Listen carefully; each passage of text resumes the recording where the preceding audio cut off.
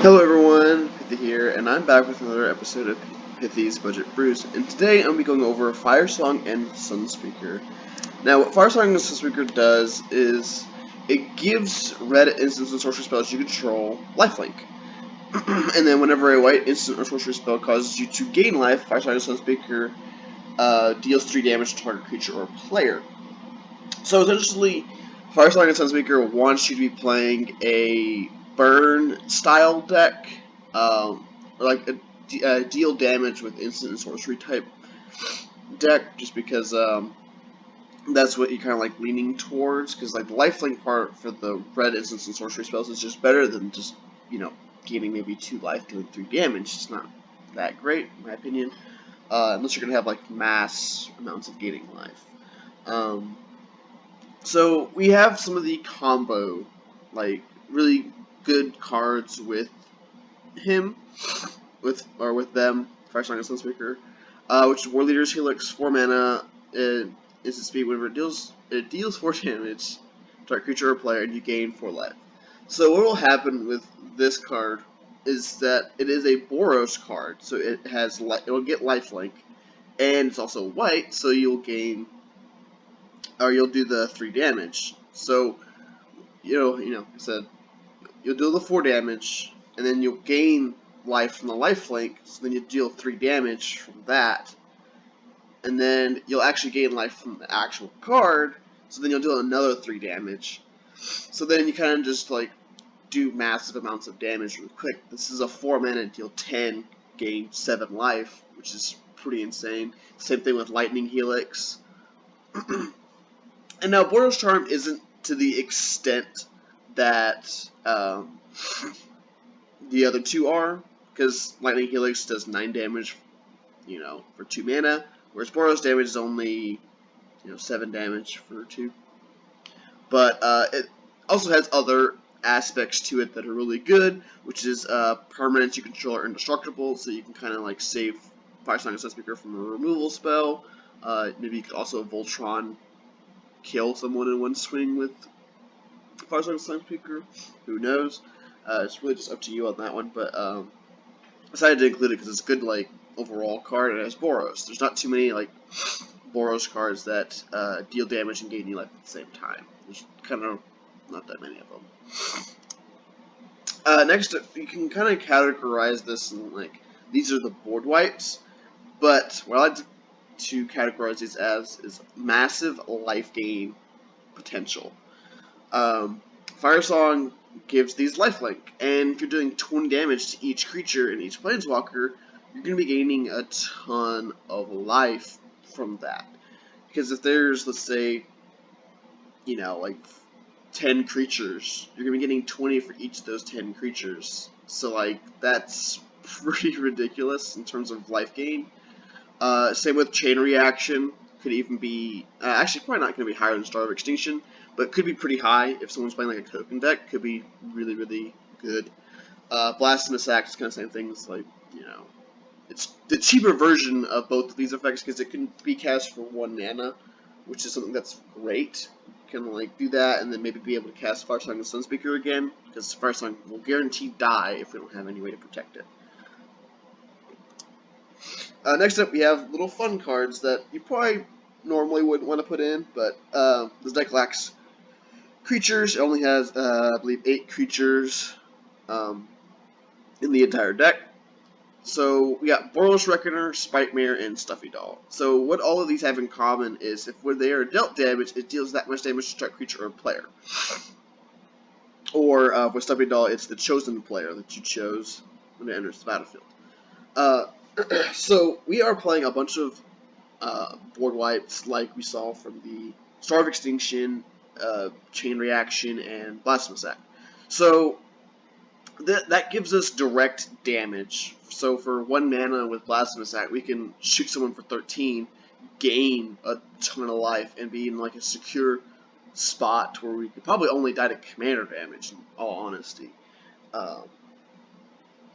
And the cool thing about Stuffy Doll is Stuffy Doll lasts longer than the other two do because it has Indestructible itself, which is something that's very good. Now, this is kind of like the Nombo with those cards I just showed you, which is Purity, Light of Sanction, and Mark of Asylum. These are cards that prevent damage dealt to your creatures on your turn, or you control, stuff like that. So Purity is, if a spell or ability would deal damage to you, prevent that damage, you gain that life equal to damage prevented this way. So whenever you're earthquaking, instead of losing that 13 life, or whatever your X is for earthquake, you're instead gaining 13 life, and then you're getting 13 life anyways from the thing, so you're actually not going neutral on life gain, life loss. That way you're actually gaining more life off of an earthquake effect or a fault line or something like that. Also, it's a good blocker because we can always get it back. It's like a good constant card. If it's put into the graveyard from anywhere, you can shuffle it back in. So Light of Sanction is like the one of the bigger cards in the deck, because we really want Firesong and Sunspeaker to stick around. So that's kind of like the thing, is like main goal of the deck. We don't want to be casting Firesong for like a ton of mana, but we prevent all damage that would be dealt to creatures you control by sources you control. So like that Blasphemous Act would not deal damage to any of the creatures we have. Like I said, we only have like 8 creatures. It's not that important, unless it's Firesong and Sunspeaker we need to keep around for other cute little combo potentials and stuff. Mark of Asylum is basically the same thing, except it's to prevent all non-combat damage that be dealt to your creatures. So then, if your opponents, one of them wants to Blasphemous Act, they can't kill your stuff. Which is good. Very 2 key cards for keeping Firesong alive, even as you're doing your damage board wipes, which is something that is very good to keep them around. Next up, we got X spells. So there's a ton of X spells in this deck. I only picked a few of the ones I actually like. Banefire, which is all-star burn spell. X red deals damage to any target. If X is 5 or more, the spell can't be countered and the damage can't be prevented. So basically, you can't stop the Banefire from happening. It's good against if you want to kill that pesky blue player who's been countering your spells. You can kind of just like deal with them. It's like kick them out of the game so you can actually progress. Like I said, Earthquake. Red and X deals X damage to each creature without flying at each player. That's just something that's like one of the better ones. And then we got I would say a little bit better than Earthquake. It's more expensive, but it's a bit better because you can actually resolve it. Which is Molten Disaster, double red, X, and then it has a kicker for red, and then if it was kicked, it has Split Second, and it has deal X damage to each creature without flying and each player. It's basically the same thing as Earthquake, you're just paying an additional 2 more mana to actually cast and keep it from being countered. You're paying 1 more mana for the actual cost, and then you're paying 1 for the kicker. Usually it's not too bad to pay the extra mana, especially if it's giving it Split Second, which means they can't interact with it at all. Well, it's on the stack. So next up we got life gain. We're not a life gain deck, but we do have life gain synergy cards. So we have Cradle of Vitality, which this is one of the ways we can actually close out the game with Firesong, which is Cradle of Vitality, 4 mana. Whenever you gain life, you may pay 1 and a white. If you do, put a +1/+1 counter on target creature for each 1 life you gain. So if you gained 60 life, you can pay a mere 2 mana to get 60 counters on a creature. That is pretty ridiculous. It is like, hey, now I got a huge threat. Do you have a removal spell for it, kind of thing. It's like pretty good. It's also good if you can kind of spread it out too. If you can gain a little bit of life, so you don't have an immediate big threat. But if you already wiped the board several times, then putting that many counters on a creature isn't anything really. It's basically a one-shot anybody. So play blockers, and then you just wipe the board again, and then you just kill someone, which is awesome. Searing Meditation, 1 red, white, and whenever you gain life, you may pay 2. If you do, Searing Meditation deals 2 damage to our creature or player. So, what I'm saying is, like, our red spells, or red instant spells, gain us life, so this would basically just be an additional 2 damage if we wanted to pay 2 more, because a lot of them are, like, pretty cheap, like Warrior's Healer, some Boros Charm and all that, that would gain us life because of Firesong. That's essentially why Searing Meditation's in. We do have a few other, like, life-gaining cards, but, you know, not really too much. But it's more of just a fun card to put in. I actually have never seen this card see much play, because it's not really that great. Because, like, you don't really have a life-gaining commander in Boros too much, whereas, like, Mono White, you know, you have plenty of that. But I think it's a really fun card. And then we got Rock's Faithmender, which is a 4-mana, 1/5 lifelink. Whenever you gain life, you gain twice that much life. So, yeah, off of, like, gaining, like, 40, 50 life off of one wipe, we can gain an additional 40 or 50, which is pretty insane. So that puts you comfortably ahead in life, and keeps you in a safe, like, bubble, where it might take a while before someone can actually kill you with combat damage, because we want to, like, keep the game as slow as possible in the earlier stages. We don't want to die super quick. We don't want to be able to set up for certain wins that we can do. And Rock's Faithmender just gets this extra life, which we could play some of the more other life stuff, you know, gaining twice that much life, but a lot of them are actually expensive, so, you know, kind of how it goes.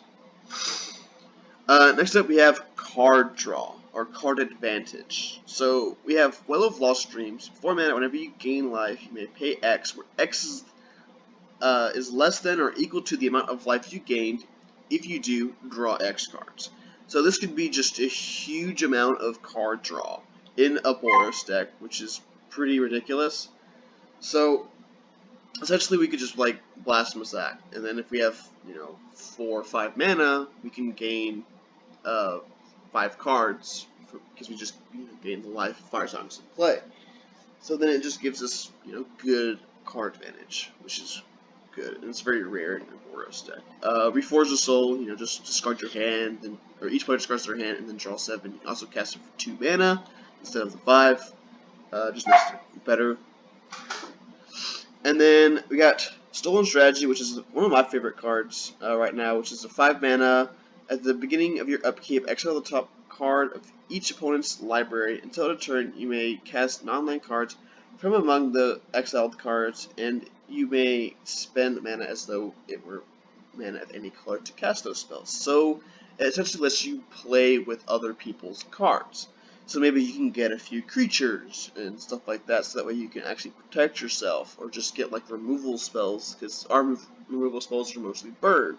So then, like, we don't really have good single targeted enchantment, artifact, or even really good creature removal for single target, because if something's, like, indestructible, we kind of want a path or swords, and maybe we don't have that in hand or in the deck, so we kind of, like, need to find answers to stuff, and it just gives us more options to play around with our turn, which is always fun.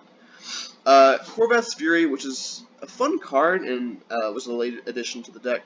5 mana. For each player, choose friend or foe. Each friend discards all cards from their hand and then draws that many cards, +1. And Corvath's Fury deals damage to each foe equals the number of cards in their hand. So this can be a way for you to wheel your bad cards and then get you know, a new hand +1, and then also gain life off of those cards from dealing damage to everybody with the amount of cards that they have in their hands. So it's a good, fun way to do that. It's a really fun card, and it's really good if you can give it lifelink, because you could potentially be gaining, like, you know, a decent chunk of life. Not like a huge amount, because, like I said, you can only have, unless someone has Reliquary Tower, you know, but, like, you're also dealing damage too, which is great. Next up, we have our win conditions, and so normally, like, we have, like, our earthquakes and stuff we could use as win conditions. I wanted to highlight certain cards, and these are the cards I highlighted, which is Aether Flux Reservoir, Like I said, we're gonna be gaining tons of life, paying that extra 50 or paying that 50 life to deal 50 damage. It's not a problem. So we're just like, and also it's another way to gain life as well. So it works with the Searing Meditation, the Well of Lost Dreams, and stuff like that. Kind of gives us extra life gain, so that way we can get more card advantage or shoot more things and stuff like that.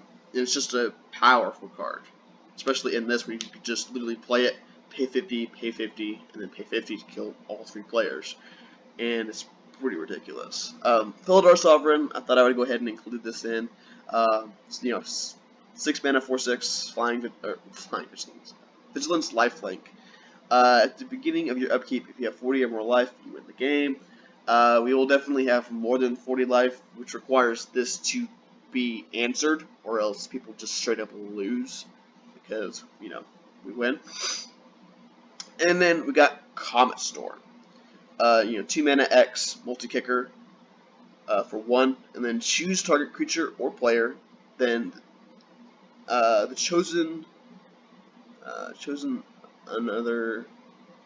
choose another target creature or player for each time it was kicked, and deals X damage to each of them.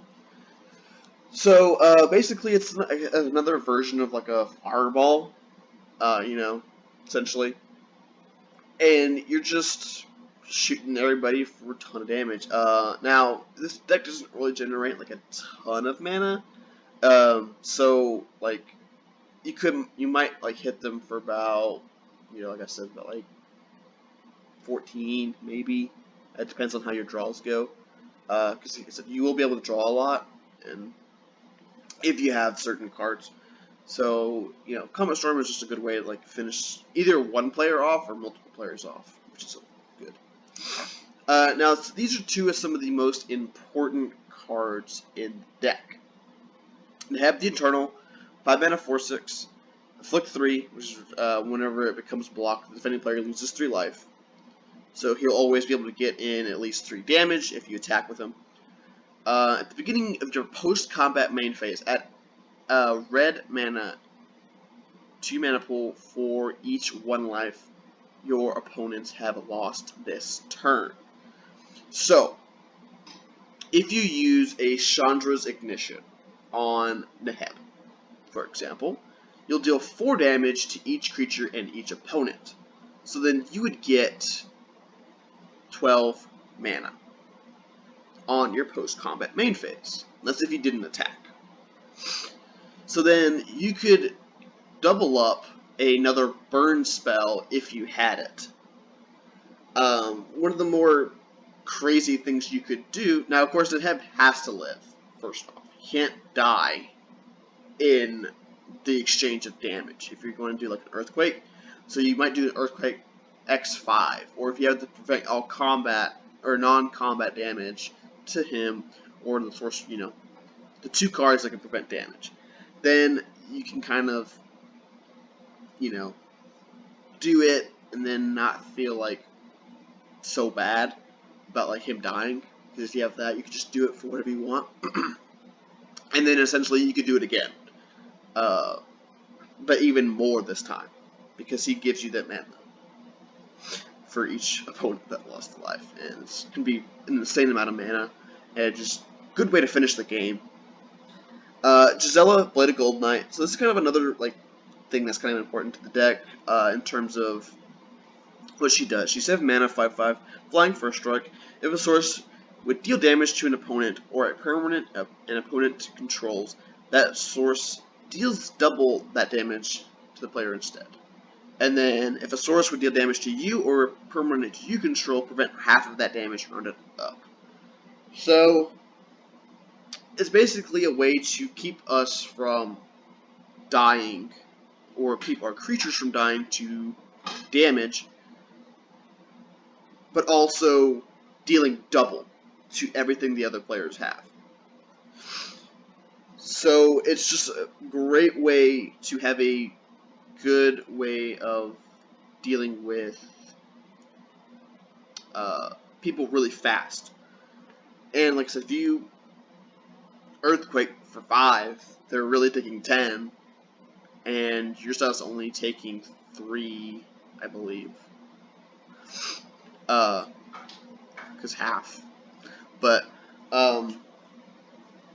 so then, like, you're just, like, getting advantage in terms of damage because you're dealing more damage and then taking less damage.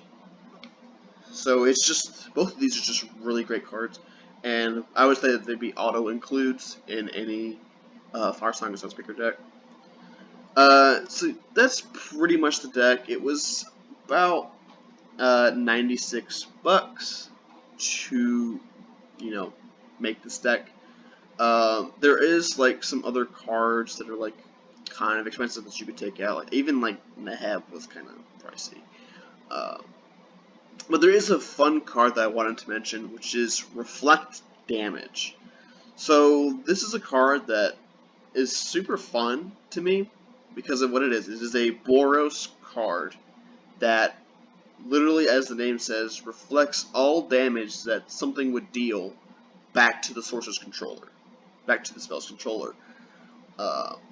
So then you're just like, if someone was to Blasphemous Act, not you don't want to ever cast this on your stuff, but if someone else was Blasphemous Act or Earthquake or whatever, you could basically reflect all of the damage that Earthquake would deal back at that one opponent.